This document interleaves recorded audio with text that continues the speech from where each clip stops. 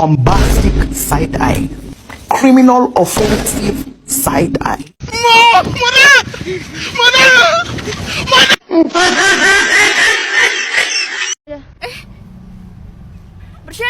Bercanda. Assalamualaikum warahmatullahi wabarakatuh. Perkenalkan kami dari kelompok Panda Selebika akan membawakan materi tentang keanekaragaman hayati. Sebelumnya perkenalkan, nama saya Farid Aimanam sebagai pembawa materi dan saya ada Saya Najwa Tiara Zahra Nofita. Saya bos Nauna Safira. hayati. Keanekaragaman hayati terdiri dari 3 tingkatan macam, yaitu keanekaragaman hayati gen atau genetik, keanekaragaman spesies, dan keanekaragaman ekosistem. Keanekaragaman gen, keanekaragaman tingkat ini merupakan variasi yang terdapat dalam satu spesies, baik dalam satu populasi ataupun di antara banyak populasi, atau variasi gen yang terjadi dalam suatu jenis atau spesies makhluk hidup. Contohnya bunga mawar merah, bunga mawar putih. 2. Keanekaragaman hayati tingkat jenis atau spesies. Berikutnya adalah keanekaragaman tingkat spesies, yaitu variasi antara spesies dalam suatu ekosistem. Contohnya keanekaragaman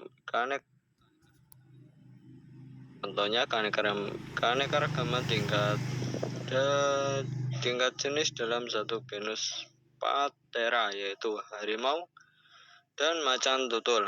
Keduanya memiliki ukuran, warna bulu, tipe loreng, dan lingkungan hidup yang berbeda. 3. Ekosistem tingkat ekosistem. Ekosistem merupakan sebuah interaksi atau hubungan timbal balik antara makhluk hidup yang satu dengan yang lainnya, dan juga antara makhluk hidup dengan lingkungannya. Contohnya hutan hujan tropis, hutan gurun, ekosistem. Tipe ekosistem. 1. Ekosistem perairan atau akuatik adalah ekosistem yang komponen abiotiknya sebagian besar terdiri atas paut, dibagi menjadi beberapa kelompok. Plankton terdiri atas fitoplankton dan zooplankton. Plankton organisme yang bergerak aktif atau berenang, contohnya ikan dan katak. Neuston organisme yang pengapung di permukaan air, contohnya eceng gondok, serangga air, teratai, ganggang. D. Bentos organisme yang berada di dasar perairan, contohnya udang, kepiting, cacing, ganggang. E. Perifiton organisme yang melekat pada organisme lain, contohnya ganggang dan siput. 2. Ekosistem darat meliputi area yang sangat luas disebut bioma. Bioma dipengaruhi oleh iklim, sedangkan iklim dipengaruhi oleh letak geografi dan garis khatulistiwa. Ekosistem darat terdiri dari A. Hutan hujan tropis, B. Sabana, C. Padang rumput, D. Gurun, E. Hutan gurun, F. Taiga, G. Tundra. Keanekaragaman hayati Indonesia terletak di daerah tropis, sehingga mengalami curah hujan yang tinggi. Ini menghasilkan keanekaragaman hayati yang lebih tinggi dibandingkan dengan daerah subtropis dan kutub. Keberagaman ini terlihat dari berbagai ekosistem di Indonesia. Keanekaragaman hayati Indonesia mencakup sekitar 6.000 spesies tumbuhan, 1.000 spesies hewan, dan 100 spesies endemik yang dimanfaatkan oleh masyarakat Indonesia. Indonesia memiliki keunikan dalam keanekaragaman hayatinya. Selain memiliki tingkat keanekaragaman yang tinggi, Indonesia juga memiliki tipe areal seperti Indomalaya, Oriental, Australia, dan peralihan. Di samping itu, Indonesia memiliki hewan dan tumbuhan langka serta endemik. Flora di Indonesia termasuk dalam geografi tumbuhan Indomalaya yang mencakup India, Vietnam, Thailand, Malaysia, Indonesia, dan Filipina. Hutan di daerah ini memiliki banyak spesies tumbuhan, terutama dari keluarga Dipterocarpaceae. Hutan di Indonesia adalah hutan hujan tropis dalam kanopi rapat dan tumbuhan liana. Tumbuhan khas Indonesia seperti durian, mangga, dan sukun tersebar di beberapa pulau. Fauna di Indonesia terbagi antara tipe Oriental dan Australia serta daerah peralihan. Hewan di bagian barat Indonesia memiliki mamalia besar. Beberapa jenis kera dan burung dengan kicauan menarik di timur Indonesia. Mamalia lebih kecil, banyak hewan berkantung, dan burung memiliki variasi warna. Di daerah peralihan memiliki seperti sekitar garis Vallache, terdapat spesies hewan seperti Tarsius, Meloanoa, dan babi rusa. Fungsi dan manfaat keanekaragaman hayati di Indonesia. A.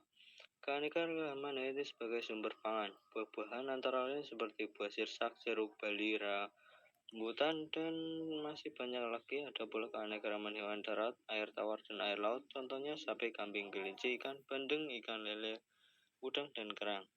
B. Keanekaragaman hayati sumber obat-obatan. Contohnya buah merah mengkudu atau paceh dan kina. C. Keanekaragaman hayati sumber kosmetik.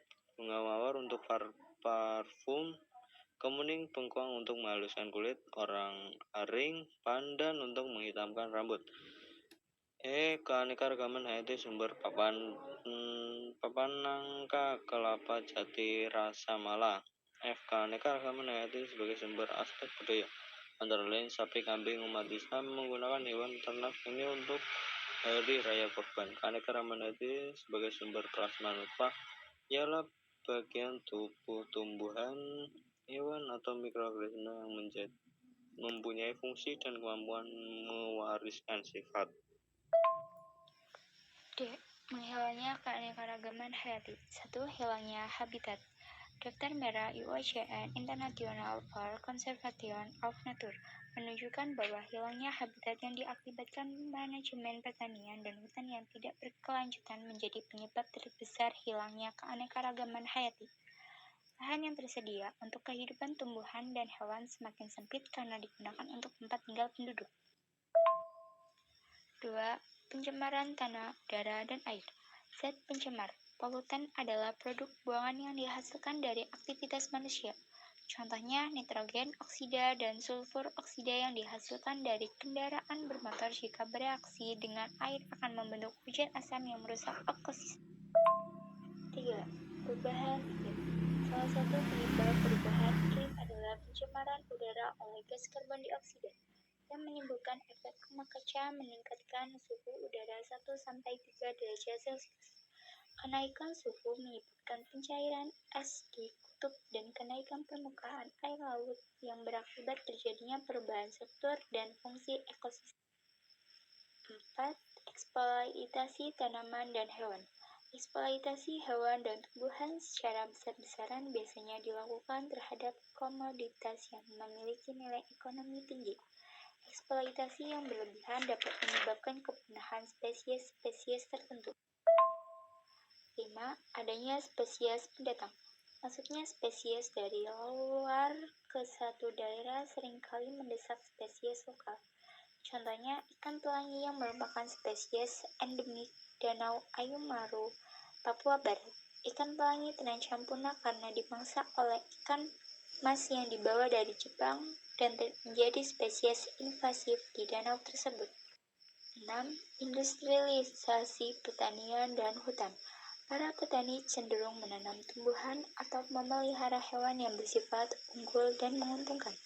Selain itu, suatu lahan pertanian atau hutan industri umumnya hanya ditanami satu jenis tanaman, misalnya teh, karet, kopi. Usaha pelestarian keanekaragaman hayati. Menurunnya keanekaragaman hayati menyebabkan semakin sedikit pula manfaat yang dapat diperoleh manusia. Konservasi pelestarian keanekaragaman hayati memiliki beberapa tujuan, antara lain sebagai berikut. A. Menjamin kelestarian fungsi ekosistem sebagai penyangga kehidupan. B. Mencegah kepunahan spesies yang disebabkan oleh kerusakan habitat dan pemanfaatan yang tidak terkendali. C. Menyediakan sumber plasma nutfah untuk mendukung pengembangan dan budidaya kultivar tanaman pangan, obat-obatan, maupun hewan ternak. Konservasi keanekaragaman hayati dapat dilakukan secara in situ maupun ex situ. Konservasi in situ adalah usaha pelestarian yang dilakukan di habitat aslinya, yaitu dengan mendirikan cagar alam, taman nasional, dan lain-lain. Contohnya, Jalan Alam Indonesia di Bengkulu dan Suaka Marga Satwa Pulau Komodo. Konservasi ex situ adalah usaha pelestarian yang dilakukan di luar habitat aslinya. Contohnya, Taman Safari Puncak dan Kebun Raya Bogor. Dari hasil kerjasama dengan lembaga konservasi internasional, telah dilakukan pengembangan kawasan konservasi menjadi cagar biosfer. Cagar biosfer adalah kawasan dengan ekosistem terestrial dan pesisir yang melaksanakan konservasi biodiversitas melalui pemanfaatan ekosistem yang berkelanjutan. Makhluk hidup sebagai objek kajian biologi sangat beraneka ragam. Agar mudah mempelajarinya, para ahli melakukan klasifikasi untuk menyederhanakannya. Klasifikasi makhluk hidup adalah pengelompokan makhluk hidup berdasarkan ciri-ciri tertentu yang dimilikinya. Ilmu biologi yang mempelajari klasifikasi makhluk hidup disebut taksonomi. Yunani, taksis, sama dengan susunan, nomos sama dengan aturan. 1. Dasar-dasar klasifikasi. Beberapa dasar klasifikasi yang digunakan dalam melakukan klasifikasi, antara lain ciri-ciri fisik, morfologi, cara reproduksi, manfaat, ciri-ciri kromosom, kandungan gen di dalam kromosom, dan kandungan zat biokimia. 2. Tingkatan takson dalam klasifikasi. Tingkatan takson adalah tingkatan unit atau kelompok makhluk hidup yang disusun mulai dari tingkat tertinggi hingga tingkat terendah.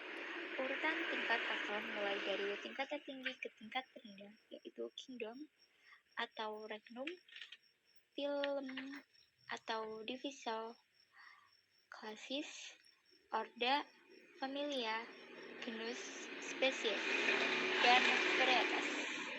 3. Sistem tata nama makhluk hidup. Setiap jenis makhluk hidup diberikan nama ilmiah. Ada pula yang menyebutnya dengan nama Latin.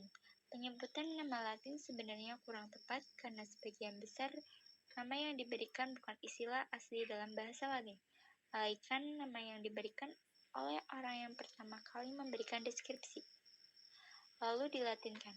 Orang yang memberikan deskripsi suatu spesies disebut deskriptor. Sekian materi yang bisa kami sampaikan. Bila ada salah kami mohon maaf. Wassalamualaikum warahmatullahi wabarakatuh.